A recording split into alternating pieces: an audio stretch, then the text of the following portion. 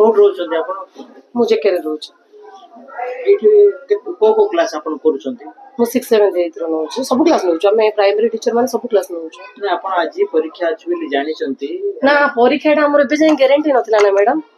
परीक्षाटा हमर एबे जाय भी किछि क्लियर नथिला कि आज भाबले भी मैडम कहिथिले आज परीक्षा हम क्वेश्चन सॉर्टिंग करिक भी शॉर्टकट जाइचो हम